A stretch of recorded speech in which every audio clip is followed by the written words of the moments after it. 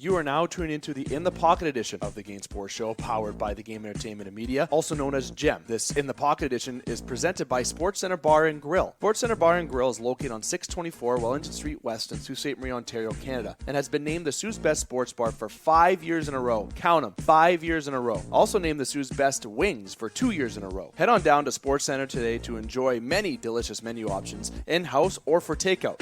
In particular, highlight Mondays and Wednesdays so you can have the pleasure to enjoy 75-cent wings from the best in town. SportsCenter is the original home to the Game Sports Show since 2015, a true member of the family. And with the atmosphere SportsCenter brings, there is no better spot to enjoy the game or time with friends. The Game Sports Show sends a cheers and a salute to the Sioux's Best Sports Bar. Yo and booyah! Welcome to the Game Sports Show. I am a surprise host this week. Dave McCaig can't be with us, but I am your dear friend that you've heard many times on this show. I am EJ Russell. With me, as always, is Justin Heichel. This week, we're going to be doing the In the Pocket segment. We do have a special guest, but Hike, how you doing? Welcome to the show. Glad that you're here. It's good to hear you. It's good to hear you hosting the show. I won't let Dave hear that. I guess he's going to hear it at some point. But, it's nice. We'll have a little mix-up here tonight, and we'll chat some football. And, of course, the In the Pocket segment is always brought to you by Sportscenter Bar and Grill in Sault Ste. Marie, Ontario. It's the Sioux's Best Sports Bar. 5 years in a row. But listen, GEM listeners, we need your help. We need you to go up. We need you to vote. Get us to years 6 and 3 for 6 years in a row Best Sports Bars, 4 years in a row Best Wings, 3 years in a row Best Wings.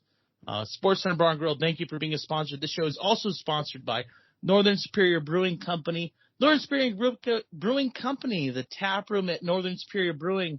Check out the social media, Facebook and Instagram, as well as their website, northernsuperior.org, where they are superior, and it's a northern thing. So thank you to our sponsors. Also, thank you to a couple other sponsors from The Hot Seat, which are Moe's Pub in Escanaba, 27 tap beers right now, wine on tap, 24 different TVs. You can catch every game you want to see at Moe's Pub in Escanaba. Also, thank you to SoRate, PSO-RATE.com. Thank you, SoRate. They are sponsor of The Hot Seat. And the reason I choose to plug those sponsors today, thank you, Dave, for letting me get a chance to do that, is because we have a unique co-host today. Dave's not here to join us. We do have Hike, as always. But with us is a dear friend of mine. He is the co-host of the Hot Seat podcast, which we owe you a few episodes, GEM listeners. It's hard to record with him and I being out of town. But with us, as always, is, and I'll give him his proper intro, Escanaba Excellence, the notorious NORSE. With us this week is Tyler Willett. He is downstate. He is at Mount Pleasant right now, student at Central Michigan University. By the way, Isaac Zumba, go Falcons. But with us, as always, is Tyler Willett. Tyler, thank you so much for joining us this week from the Hot Seat. What's going on, EJ? I'm glad you remembered the intro. It's been a minute. I was expecting that. Thank you for that. And fire up chips, EJ. But yeah, I'm glad to be here. It's going to be a good show. I'm very excited to talk about football with you guys. It was a rough week for me as a Lions fan. We'll get into that. But yeah, very excited. Let's get after it. Yeah, and we will get into that. And thank you so much, GEM listeners. This show is always backed up by the Game Entertainment. You need to check us out, thegamesportshow.com, thegamesportshow.podbean.com, Spotify, Apple, Podbean, Podworld, Podtail. I know I always say Podworld. It's not a real one, but we run it, baby. This show is always backed up by the Game Entertainment Media. Thank you so much to Scott Nason and David McCaig for having our backs and allowing us this platform to talk about what is my favorite sport, which is Americano football. So, Tyler, let's get right into it just because I know this one's near and dear to your heart. Justin, I'll go to you second here. The Lions lose on a very, very tough game. Okay, we're going to get into a few games that we want to talk about here. We're going to highlight the Lions first. We'll get in the Colts. We'll get in the Browns. We'll get in the Packers, the teams that you all care about. But, Tyler, as a Lions fan, how tough was that for you, losing on a new NFL record? So walk us through it. Yeah, EJ. One of the most Lions ways to lose. I've seen a lot of them in my short life. And I'm not at all surprised that you said that's a Lions way to lose a game. even though I thought it really wasn't. I mean, that's just a fluke. I mean, Justin Tucker's a great kicker, but wow, that's a tough way to lose. So, Tyler, I'll let you take the floor. I just had to add that. So the whole game, I was watching it obviously the whole game, and they were only within a score pretty much throughout the whole game, and it seemed like they were down 3 touchdowns the whole way it was working. And then towards the end, it's like, well, we have a chance here. And obviously they made that kick in the fourth to take the lead after a Lamar Jackson interception, which doesn't happen often, especially for like playing against a team like the Lions. It was a bad throw. But our kicker, his like career long was like, I think 28 yards going into this game because we signed him off waivers, whatever it was. So even this drive, I'm like, we need to score a touchdown. Field goal's not going to be enough. They settle for the field goal. I'm like, okay. So then, this last drive, it drove me crazy. Austin Siebert's your kicker, right? Yes, he is. He was on COVID list. You know who he got cut by? The Browns. I'm assuming the Browns. Oh, yeah, buddy. He was rookie kicker of the year. From one 0-16 team to another. Right, yeah. Right. So we didn't even have him because he was on the COVID list, I believe, this week. So we had a guy named Santos whose career long was like, they said it on the podcast, like 28 yards. I'm like, oh my God. So that happened. He nails the kick. Now, was that Cairo Santos? Because he's actually a good kicker. No, that's what I thought it was when they were saying it was a guy that kicked maybe once ever, So I'm like, anyway. So they make the kick. Ravens have no time. He was from Los Santos. Little GTA joke. GTA joke. Put that in there. I like that. But, he hits a 35-yarder. Like, okay. So we have there's like a minute left. No timeouts for the Ravens. 4th and 19. They give it up. And that's the one point of the game where I'm like, okay, they got it down to 4th and 19. I'm like, we actually might win this game. That's how long it took me to have any sort of hope because it's the Lions. And they still gave me that false hope. So we get all the way to that point and they give it up. And still at that point, I'm like, middle of the field, a lot of times going off the clock. I'm like, all right, this is a long field goal, even for Justin Tucker. And then I'm sure you saw the delay of game that was not called. Right. And can we break on that for a second? Yes. Heichel. That was should the NFL should they have made a correction to that? What does the NFL do there? Because I agree, and I can hear you saying it's a poo-poo call. How do you fix that though, Hike? I don't know that there's a way to fix it, but like I don't know. I've had so many conversations with people at work about this. So, like this week, just chatting people up, trying to get opinions, and like I guess the refs, and I don't like it, but when they're looking, they're waiting to make that call, and they're looking at the clock goes 0, they're looking back, they're looking to see if the ball snapped. There's no way. There's absolutely no way on this earth. Like, I watched that 3 or 4 times over a day this week, and like, you get like 2 Mississippis when that hits 0, and then the ball is snapped. Like, it was a delayed game. Yeah, 100%. Like, I honestly think, and this is just, it's maybe the simplest answer is the easiest answer. The refs are like, whatever, they're not. It's a nothing. The game's gonna end. And then he, you know what I mean. Then we know how it ends. Well, so Tyler, as a Lions fan, and I'll let you talk about the end of the game. Does that call really bug you, or should you have won it earlier in the game? Because a lot of people that watch football, myself included, and this is a guy that I'm a diehard Cleveland Browns fan, as many of our listeners know, go Browns. We played Kansas City, and we were maybe 2 plays away from winning an AFC championship, a berth to the AFC championship game, but I don't blame it on those 2 plays. Could the Lions have won it earlier? Could Matt Campbell have done more, or was it really just a really bad break for the Lions? CJ, that's always a good question. People would say, like, don't give up the 4th and 19.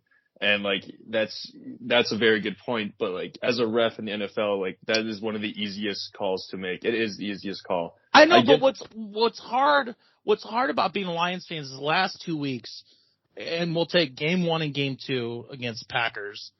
2 bad 4th down calls where you should have taken points and you didn't. Is that on Dan Campbell, or is that on more than Dan Campbell? Is that just on trying to do too much? Those plays, you talk about the 4th and 1s and like the red zone and stuff like that. I think those were good calls. I liked the fact that they went for those plays, but like the play calls weren't the best. But going back to the Ravens, I just don't know how you missed. I'm sorry, I'm so mad still. But Heiko, you were saying something about like how they like check and stuff like that. I agree. I think there is like maybe a second delay usually, but this was like 3.5 seconds. Like it was really, really bad.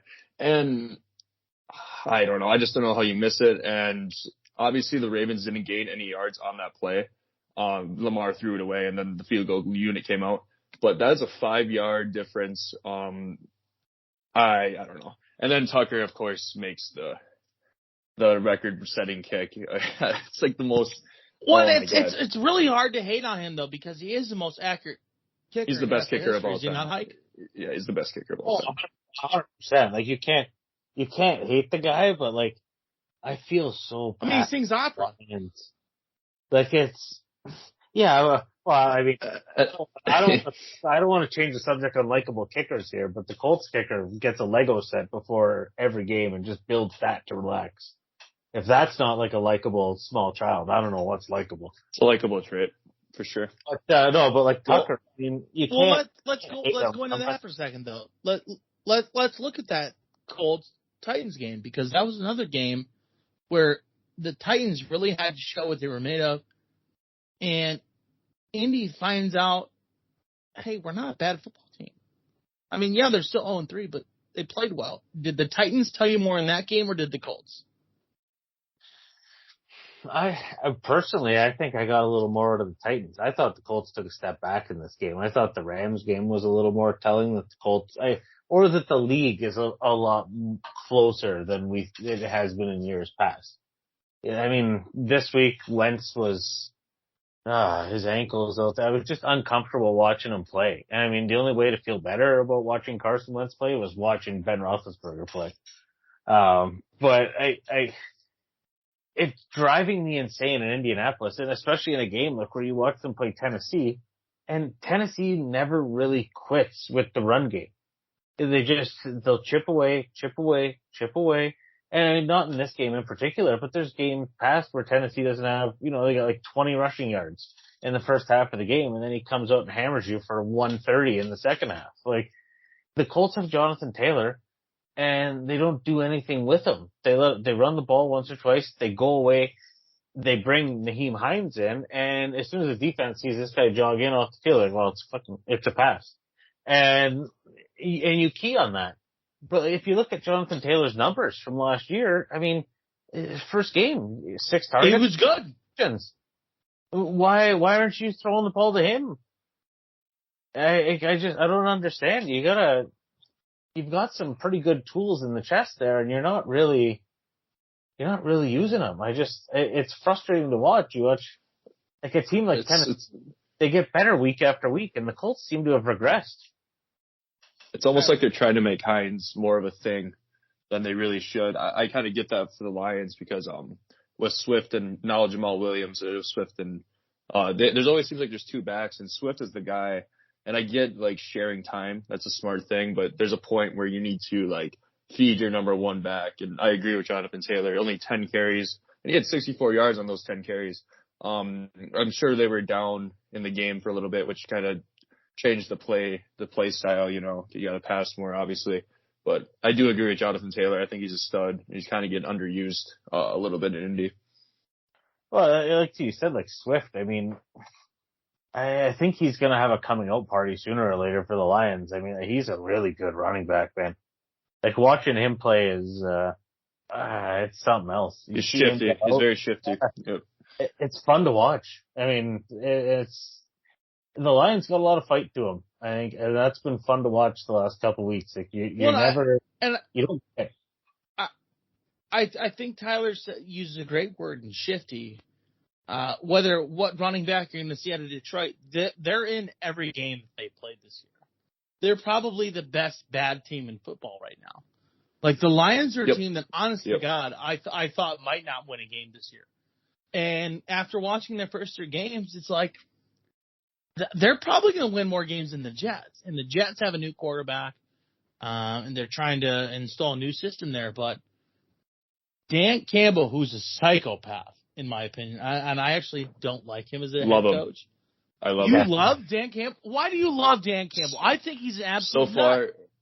well, he is, but this is the thing, EJ, like, compared to the last resume, like, well, for one, he doesn't have a lot of expectations. The last good head coach that you had was Jim Caldwell. No, I know, I'm aware. And that's why it makes everything so much more frustrating, because Patricia had a playoff team pretty much given to him, and then he made them, like, degress, like, 5 more years. Like, they went backwards 5 years after he showed up in Quinn. So that's why the Campbell, it's just refreshing. So is the issue in Detroit then, and this is the thing that I would really love to debate on this show, is the issue in Detroit ownership, or is it, and I struggle to come up with any other reason than ownership, because you look at teams It's like ownership. the Browns, They you need to sell the look team. at teams like the Vikings that struggled for a long time, or even the Cowboys bringing in Mike McCarthy. These other organizations that have struggled in these last few years have found a way to bring a head coach in that has changed the culture. Is it the culture of the Fords, or is it Dan Campbell? Like, what's the issue in Detroit? Hike, I ask you. I mean, I think Dan Campbell's a step in the right direction in changing the culture there. And honestly, I think with Lions football, there's almost an aura of it.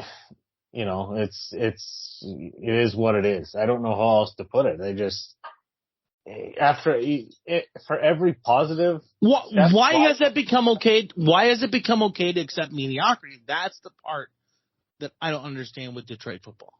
I don't get it either. It's frustrating, but I mean, now, if a year ago, Detroit was a team that at 0-3, you wouldn't have any interest in watching the back half of the game. Now at 0-3, I am interested in watching all of the Lions games right now. Thank you. They've been in every game they've played this year. You have to say they've been in every game they played this year. And there's a lot of 0-3 teams that you have no interest in watching right now. Like the Colts? Yeah, I've stuck through every game, but thank God for the picture-in-picture. They've been bad. So let me ask this then, and Tyler, how did the Lions come out of this hole? Because Dan Campbell, to me right now, doesn't look like he's going to be the guy. How did the Lions come out of this? I think so they gave him a 6-year contract, which this whole year, if they win 4 to 5, like 5 to 6 games, that's a success in my opinion. You might win 2. The win total was 5.5, which was way too high. I'm thinking 4 to 5 wins. This year, I could care less about the record. I mean, obviously, I want to see them win a couple games here and there. But like Hike was saying, just how they've been fighting has been very, pleasing to watch. And I think it's refreshing with Campbell. And the thing with Campbell, he's just so much more open in press conferences and everything. Like, he's not gonna lie about anything to your face. Like, he's gonna come out and say what he means. And that was not the case with Patricia. He hid behind a lot of things, it seemed like. I think Campbell, it's like a 3-year thing with all new coaches, especially getting asked to do something with this team it's almost impossible. Obviously Goff's not going to be the quarterback of the future. Like, they're going to have to rebuild the quarterback position. Everything's different. They have a couple, their whole line is honestly almost top 5 in the league. I would say it's top 10 when fully healthy. No, it's not. No, absolutely not. You maybe have a top 20 offense. Hike, back me up here. There's no way the Lions are top 10 offensive line in the league right now. Line is probably the most underrated unit in the NFL this year. They have the best center. Underrated doesn't make them good, though. No, they are good. They have the best center in the league in Ragnow. No, you don't. Who is? The best center in the league is either on J.C. Tretter from my Cleveland Browns right now, or what's the name of that center? And I feel like an idiot for saying it this way. Who's that kid playing in Green Bay right now as the center? He's very good as well. I like Green Bay center. I like the Browns center. Lindsley just left. Lindsley? Is it Lindsley? No, yeah, Lindsley. Lindsley just left. He's on the Chargers now. Well, shit, they look like world beaters. I mean, but my point here is you have to have a good center. You have to have a good left tackle. And one thing that the Browns, since being indoctrinated with Kevin Stefanski's offense, one thing that we've done well is we've learned how to block from the middle to the left. And that's one thing you have to do really well in this league. That's why the Rams have been good. You have Whitworth out on the left side, the captain of that team, longtime Cincinnati Bengal, played with Carson Palmer for a long time and did a great job blocking his blind side. That's why the Rams are good right now, because they have a good center. They have a good left tackle. That's the only reason that Cleveland, and I'm going to do this because I have to. It's the only reason that Cleveland and Joe Thomas were any good and won any games in those early 2000s. We weren't a good offensive line, but because we had a good center in Alex Mack, because we had a good left tackle in Joe Thomas, we were able to be a decent football team when it came to running ball. We couldn't stop anybody. I mean, but when you look at what Los Angeles, the Rams specifically are doing right now with Andrew Whitworth and Lindsley at center, they are doing a fantastic job at blocking for their quarterback, in who right now is Matt Stafford. And I thought that was an absolutely fantastic way for the Detroit Lions to move on from Matthew Stafford. You end up bringing in a quarterback that did go to a Super Bowl. He did lose. Jared Goff did lose the Super Bowl to Tom Brady. But that was a great Rams team, and they still have a very similar defense. They still have what I believe is the greatest mind in football in Sean McVay. It all starts at that offensive line, though. If you have a good center and a good left tackle, you're going to be able to move the ball. Whether you want to run it or pass it, you have enough time to do what you want to do, and that's what makes teams successful. It's like, look at Seattle Seahawks when Marshawn Lynch was running the ball. Their offensive line was great. Look at Zeke Elliott's best 2 years, and I'm going to specifically say 2 years, his rookie year and his sophomore year, where he was one of the best rushers in the NFL. The Dallas Cowboys were the best offensive line in football. It all starts with the offensive line. And in order to build your offensive line correctly, I really do believe that comes down to head coaching. But and also I'm all about the culture thing, though. I mean, you can have the best players in the league, but if they don't want to play for each other, so does the culture start at your head coach or at your owner? Where does it start? Because Robert Kraft, if you go to New England, that's a New England Patriots thing. But if you go and play for any team that's been head coached by Bruce Arians, it's the coach. Bruce Arians is a player's coach. Sean McVay is a player's coach. Kevin Stefanski is a player's coach. You look at guys like Bill Belichick. Bill Belichick is not a player's coach. Bill Belichick is, you're going to come here and you're going to play the game the way you want to play it, and that's what makes us good. When you want to develop a culture, is it ownership or is it coach that's more important? I would say coach. I mean, but it's the caveat to that is that your ownership has to be hands off. I mean, some ownership is very hands off, and some ownership is far too involved. I mean, like you got the Jerry Joneses of the world, but then, I mean, how? But he's also got 3 Super Bowls. I mean, like, how do you work against him there? Yeah, I think EJ, you're making good points. Like, it just depends on. I think it can go both ways. Like, if for the Lions, I would say the big reason they've been sucking so much is because of the ownership. Obviously you can't put it all on them, but like some coaches have been pretty bad. But, like, you've seen like Jim Caldwell, he had success there, made it to the playoffs a couple of times. So I think the big thing for the Lions is ownership. He's also the last coach that you had with the ring record. Yes, I'm aware. Don't you worry. I'm aware. And then we fired him. It was awesome.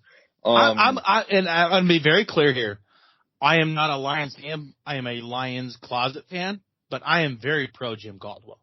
I thought that was the biggest mistake the organization made in the last 10 years.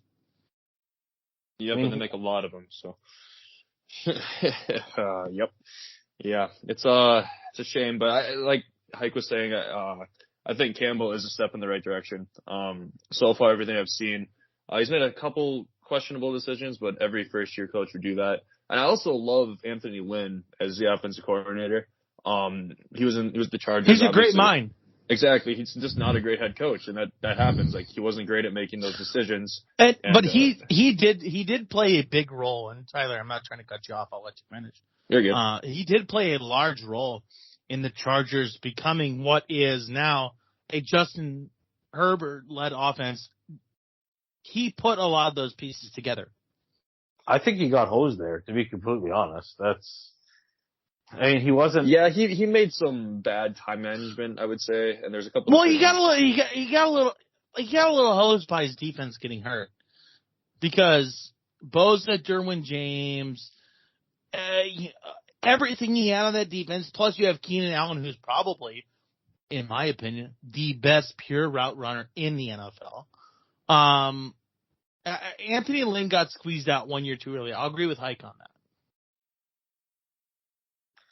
Yeah, I mean, that's. I would have liked to have seen another year with him. That's all. And to be honest, he was kind of entertaining. Well, and Tyler, I'll let you wrap up on this, and then we're going to move on. I got 2 other games I want to mention. Then we'll go to our pick'em, and we'll get out of here because, we try to keep it to 45 minutes to an hour, but even Hike knows that's a lie. So much to talk about. Tyler's never even been on this show before, and even he knows we're going to be here for an hour and a half.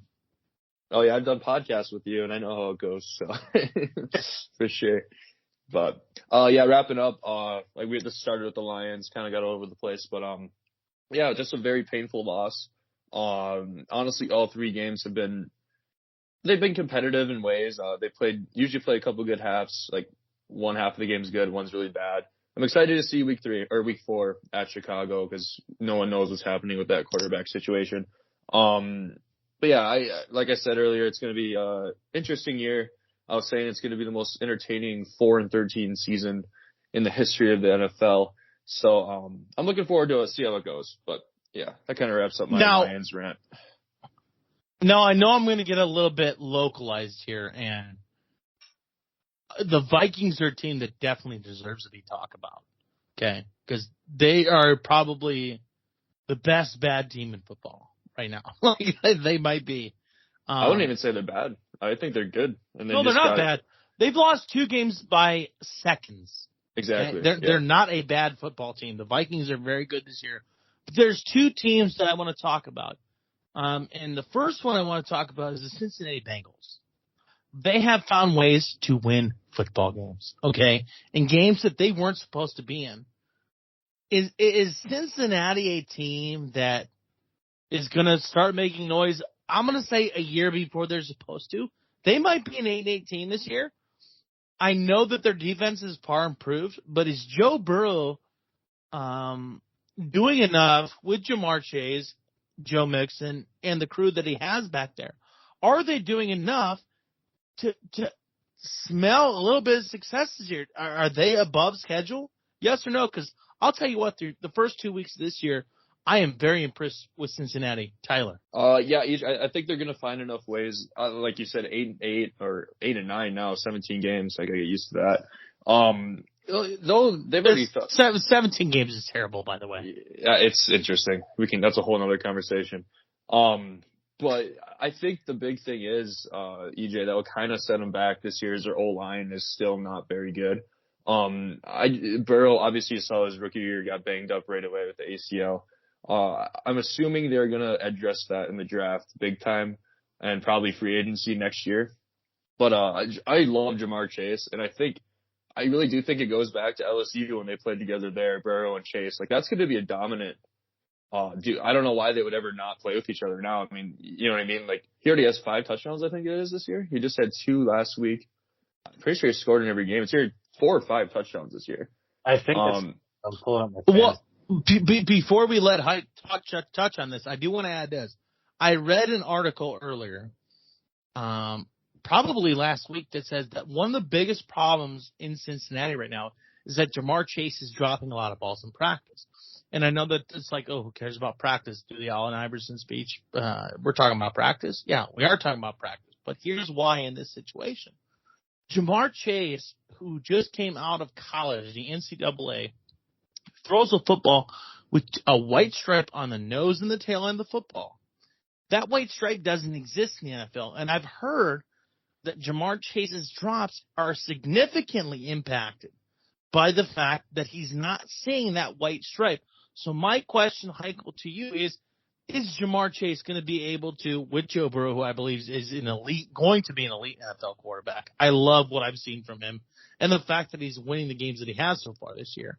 Can Jamar Chase and Joe Burrow figure this out to compete against right now was my Browns, which are probably the best team in the division. Pittsburgh's underperforming. Baltimore, I don't think looks very good this year. But the Bengals and the Browns look like they may be the best two teams. Stepbrother, stepsister. Who do you got? The redheaded stepchild or the hometown kid? I mean, the Bengals are growing on me. That's for sure. And it's not just because I kind of went all in on them on some of my fantasy teams. I committed a little too hard, but it's working out for me. I mean, the drop. And by the way, the Browns are the original child. The Bengals are the redheaded stepchild. Paul Brown chose us first. That's why we're called the Browns. I figured that was the case. But I mean, it's the drop thing. There's not one last thing. Mike, give me this one last thing. What's really funny is if you look at old Browns-Bengals pregame scrimmages, you actually can't tell which team is which because Paul Brown founded both, and they both have very similar colors. It literally looked like an inter-squad scrimmage, but look it up. It's pretty entertaining. But Hike, go ahead. Give us the scoop. I just had to add that. It's all right. You got to get it out. The history lesson is fine. Back to like the drop thing. I mean, like week 1, 7 targets, 5 receptions, 101 yards, 1 touchdown. So, okay. Week 2, 4 targets, 2 receptions. So, not spectacular. 54 yards, touchdown. And then last week, 5 targets, 4 receptions, 65 yards, 2 touchdowns. So 4 touchdowns on the year so far. A little under 250 yards. And, he's catching the balls. He's catching them when it counts. So you can't hate on the guy so far. I mean, the story's not done yet by any means. I mean, we can reevaluate in a few weeks and see where his drops are again. But I think this guy's the real deal. And with Joe Mixon there, I mean, I don't know. The Bengals are probably the team to watch out for. I definitely agree with you that they're probably a year ahead of schedule. Okay, so let's go to one other. Go ahead. Sorry. Oh no, right now I'm totally confident in saying they're going to beat the Steelers in the division. So that's the other team I want to talk about. And Pittsburgh is supposed to have such a great defense. Ben Roethlisberger's probably in the last year of his career, but he has Mapletron, he has Juju, he has Najee Harris, which looked like he was supposed to be the best multi-down back coming out of the draft this year.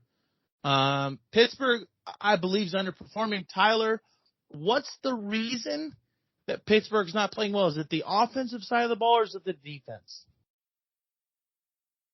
That's a good question. I honestly think a lot of it's Big Ben hasn't been playing horrible, but I don't really like that it's almost like they let him come back just because it's Big Ben. I don't think he should have. I remember last year he almost retired like during the season at one point. And it's like he's just banged up so much and there's only so much he can do. Their defense, I'm going to look at these stats, is supposed to be very good. TJ Watt has been a little banged up. He just got paid too. But let's see, they've given up 24 to the Bengals. Underperforming this year. Yeah, average like 3 around 20, 25 points a game they're giving up. Their schedule has been, they started the year off good against the Bills, winning there. That was a huge upset. They're such a weird team because they have so much talent on offense. The O-line isn't great. That was a big thing in the offseason when they drafted a running back before offensive line.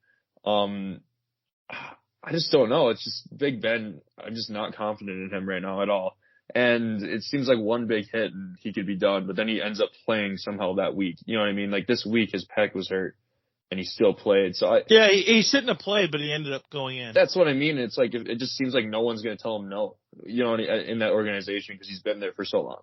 So it's just like a weird situation. They got embarrassed in the playoffs to your Browns last year. I wouldn't say embarrassed. I would say embarrassed. That's fine. I'm okay with that. Yeah, I was gonna say, what are you talking about? But it's just an interesting. I don't know. Then they have a tough schedule. Look at the schedule. They got to go to Green Bay, home against the Broncos, home against Seattle, then at the Browns. Those are the next 4 games.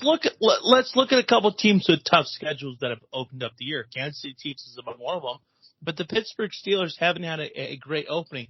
Hike, is it the offense or the defense that needs to improve faster? Honestly, I think right now it's Roethlisberger. I think if they were to put Mason Rudolph in and give him a go and see what they look like, just having a little more mobility at the quarterback position makes them a little more dynamic. I mean, Well, if they put Mason Rudolph in, we'd hit him with a helmet. well, I mean, that's sometimes Things would get a little dicey. you got to take risks. At least Mason Rudolph's wearing a helmet. Like, Roethlisberger's though, like Tyler's right. It's just like he just storms in the building and no one says no to him. You know, he's like the kid keeps going back to the candy dish and no one's gonna slap his hand away. Like he's so rigid out there. Like it's uncomfortable. It's like watching that weird ant dance at a wedding when everyone else is sitting down. Like Or it's like watching me at a wedding. Yeah, I was gonna say it looks like EJ half the time. I cannot confirm or deny that statement, so I'll take your word for it. But I mean, like you really don't want to. And it's like he's a shell of himself out there. It's kind of sad. It kind of reminds me of, not to the extent, Drew Brees obviously last year is a lot better than what Big Ben is now, but towards the end of that year last year, Drew Brees couldn't throw a deep pass, and they were to the point where they just had to play him. I think he was in a better position than Big Ben is right now. But and then Drew Brees called it quits because he kind of knew like when he should have. And then Big Ben, like this off season was like people thought he was gonna retire, and then he's just like, yeah, I'm coming back, and it was like whatever. So I don't know. It's gonna be interesting to see what they do. Does Ben put on a gold jacket at the end of his career? Quickly, I'd say so. Each of you. Yeah, I'd say so. Yeah. Yeah, I think so. I don't know. He's won 2 Super Bowls, so I agree he does get to put on a gold jacket. But one thing that Ben Roethlisberger does, and we'll wrap it up on this, the one thing that Ben Roethlisberger has done incredibly well until the last 2 or 3 years is his ability to extend plays. He's an ugly, big, tall, overweight SOB, and we all know that he is. But he has always found a way to scramble out of situations that he had no business being in the first place. Ben Roethlisberger is probably, and this is coming from a Browns fan, I hate the Steelers.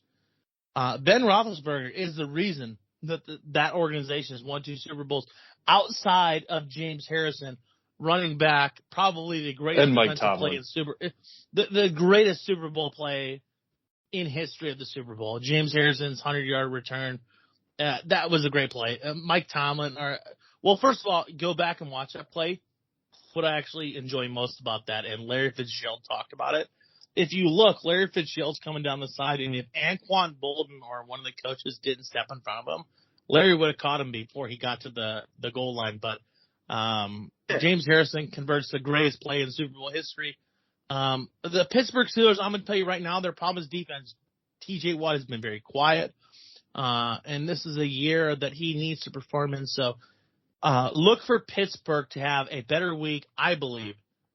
Pittsburgh is going to find a way to win before Cincinnati this week. Pittsburgh comes back strong. Great defensive performance. We're going to get into our Pick'em segment. And I'm going to briefly mention, as I always do, that no matter what Justin's about to say, I am in the lead. Officially on Yahoo. So, Hike, give us the score update. I believe I'm still down, but what is the official tally, brother? All right. So, with Dave's 12 from week 1 that we have to continue to add. Which are under protest. He is at 34. And EJ is in second place at 33. I got at 28, and Tyler's in 4th at 26. I'm in that? Oh, I am in that. I forgot. I don't know if I did my picks from last week. So with Tyler, hey, listen, you're in here now, though, man. So this week, I schooled you up before you came on the show. You made your picks. Tyler, we'll let you lead off this week. Give us your picks. Give us the best game of the week out of all of your picks, and then the worst, please. So, trophy game and a toilet bowl, as we call it. Or what do we call the best game? Best game of the week? I know the other one's a toilet bowl. The trophy game works for me. I mean, best. By the way, and in the attempt of butchering this, thank you to Sportscenter Bar and Grill. best sports bar in Sault Ste. Marie, 5-6 years in a row. Vote for them again. Best wings, best sports bar. Thank you, North Spring Brewing as well. But let's continue, boys. All right, yeah. So I'll just go down the line, and obviously Thursday night we'll start off. Bengals are going to win at home against Jacksonville. I was going to say this is the worst game, but a lot of young talent. I think it's going to be higher scoring than people think. I got Cincy. Lions at Bears. Give me the Lions. 1-3. Let's do it. I think the Bears QB situation is a little weird. Lions coming off an emotional loss. Let's go with Dan Campbell. Let's get that first dub. Washington at Atlanta. Falcons. This is a pick'em on the odds, and I think at home Atlanta finds a way to win. Texans at Bills. This is going to be the worst game of the week. The Bills are going to win by 4 touchdowns at home against Davis Mills and the Texans. I think they're going to kill them. Moving on, Panthers at Dallas. Give me the Cowboys. It's going to be a very close game.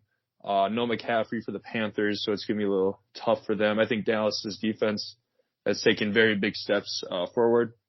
Let's see, Colts at Miami. This is a tough one. I think your Colts win, Hike. I like them for some reason.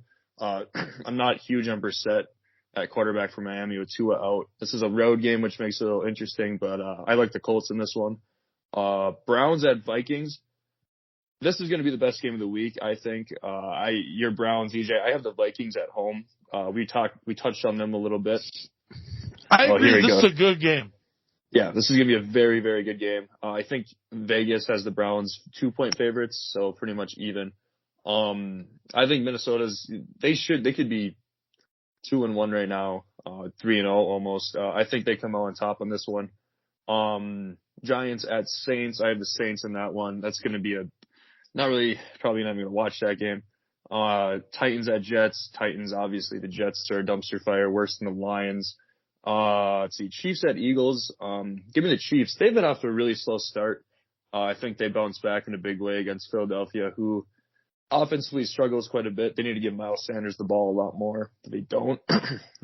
Moving on to the 4:00 games, we have Arizona at the Rams. This one's going to be a very good game, too.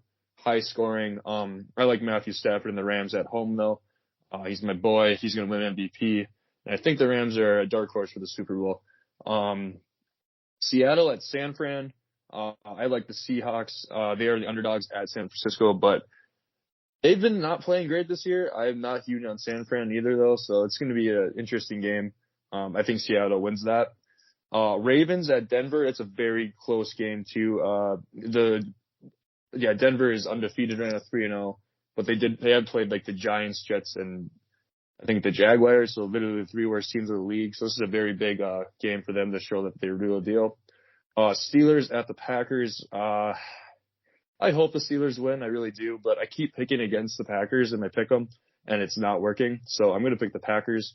Hate the Packers, but they'll probably win at home in this one. And then Bucks at Patriots. That's going to be a very exciting game with Brady returning to New England. I think he's going to dominate that game. I think he's going to go off like he always has in New England. I got the Bucks in that one. And then the Monday night game is a very good game. 3-0 teams, the Raiders at the Chargers.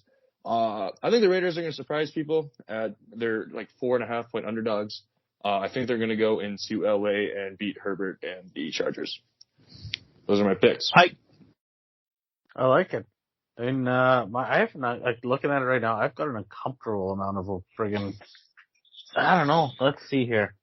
I got some real loosey-goosey ones, and I started to double think them as Tyler was going through there. So tomorrow night, I'm taking Cincinnati. I mean, you'd be bonkers too. I just professed my love to them earlier. And then I'm taking Washington over Atlanta. Buffalo over Houston. I agree with Tyler. It's going to be an ugly one. Detroit over Chicago, because Matt Nagy's trying to get himself fired. Dallas over Carolina, just based on McCaffrey not playing. I'm a big Chubba Hubbard fan, the Canadian out there, but I really think that Carolina's offense is still McCaffrey being a focal point, and it's going to take him a little while to adapt to that. Colts over the Dolphins. I really don't think that Brissett stands a chance in this one. But I mean, Miami, pushed the Raiders a little bit last week, so we'll see. But I think the Colts get the first win in this one. Minnesota and Cleveland, I think, is just going to be a shootout. But I think Minnesota comes out on top. New Orleans over the Giants, Tennessee over the Jets, which I have this one marked down for my toilet bowl here this week. If it's possible, Derrick Henry potentially gets like 200 yards in this game, just trying to run the clock out. Kansas City over Philly. I agree with Tyler. Miles Sanders isn't getting enough respect in the city of brotherly love there this year. I really think he can help them out and open the field up a little bit for them on offense. But Kansas City wins that one. And then Rams, I'm taking over Arizona. I think this is going to be my trophy game of the week. I think this is going to be a shootout. I don't know what the spread is on this one yet, but I'm interested. Rams are 4.5 point favorites, I believe, at home. 4.5. That's a little tighter than I thought it was going to be. I figured they'd give the Rams like a 7. But I mean, it's going to be good. That's going to be a fun one. There's some really good games at 4:00, to be honest. The San Fran, Seattle, I'm taking Seattle. Denver, Baltimore, I'm taking the Broncos in this one. Green Bay, Pittsburgh, I'm taking the Packers. I think that's going to be another, Green Bay shellacking. And then Tampa over New England. I don't know that Brady's going to have too much respect for his old team there. And then on the Monday nighter, I'm taking the Chargers over the Raiders. Well, the good news is I think I'm going to win this week because I'm the best one here. But I'll give you my picks. I've got Bengals over the Jags, Falcons over Washington, which I think will be a closer game than a lot of people are going to give it credit for. Washington's going to play well. They have a good potential on defense, but I think the Falcons win that game. Bills over the Texans at home. Bears are going to beat the Lions. I believe that Charles Nagy and Justin Fields or whoever their starter is this week, I just think they're due for a win at home. So I'll take the Bears there, even though I think the Lions are a better football team out of the two of them. I'll take the Bears then. Cowboys over Panthers at home. Dolphins over the Colts at home. Browns are going to win the road. Go Browns. I think the biggest difference in that game is going to be Kareem Hunt, just like he was last week. We have one of the best running backs in the league and Nick Chubb, but Kareem Hunt is a Pro Bowl caliber talent. And that's our number 2. So Browns are going to find a way to squeak that out. Dalvin Cook not healthy. Saints over the Giants. Titans are going to crush the Jets on the road, and I think the Jets should score the least amount of points this week. Chiefs over the Eagles. I think there's no way that they go to 1-3. I think that they're going to be 2-2 after this week. Cardinals I actually have beating the Rams. I think that the Cardinals are probably the most exciting team in football this year. That is my best game of the week, is Cardinals-Rams. Seahawks beat the Niners. Seahawks are due for one as well. Ravens over the Broncos. Packers over the Steelers. Although Steelers are going to put together a nice game. Absolutely, Tom Brady wins over the Patriots. And Chargers beat the Raiders. And the team that's going to score, the team that's going to score the least amount of points this week is probably the Jets. But my dumpster fire game this week is probably Lions-Bears. Neither team looks like they're going to make the playoffs, but you're going to learn a lot about a head coach and a quarterback this weekend. Yeah, that's a good pick for dumpster fire. I could never pick the Lions as my dumpster fire game, even though they are almost every week. But, yeah, that's a pretty good pick, actually. Well, boys, I think that'll just about do her. That's in the pocket. I think we nailed it. How'd I do? Right. I think we did okay. I give you a round of applause here, but the one-hand clap, if you can hear it. I'm definitely better than any other host that's here this week, right? Definitely the best host that's here. That's right. Sure. So thank you, gym listeners, so much for joining us. This episode is always sponsored by Sportscenter Bar and Grill. It's the best place in the stew to get wings. It's the best place to watch the game. Just go there, okay? Make sure you vote for them. They're going to get 6 and 3 years running on best sports bar, best wings. Just vote for them because they are the best. They've been here with us since the get-go. This is the 5th season. They're winning for the 6th. They're good. This show is also sponsored by North Superior Brewing Company. They have some of the greatest beers that you'll ever try. So thank you so much. They're another one that's been one of our OG riders. Thank you to Moe's Pub in Escanaba. That's one of mine with Tyler. So right, pso-rite.com. Hike, thank you so much for joining us this week. What do you got going on? What's coming up, brother? We got I got stuff going on this weekend. We got a NerdCon going on in the zoo this weekend at the Bushplate Museum. So it's people there selling like hockey cards, sports cards, video games, all kinds of any kind of collectibles, anything going on. People are gonna be there. Do they got cards on us? No, I mean maybe I can make some. I'll sell them. See if we. Yeah, we should get a couple. Yeah. But I'd buy your rookie card. I'll be down there peddling some hockey cards and various treasures. And then football Sunday, just relaxing. What do you guys got going on?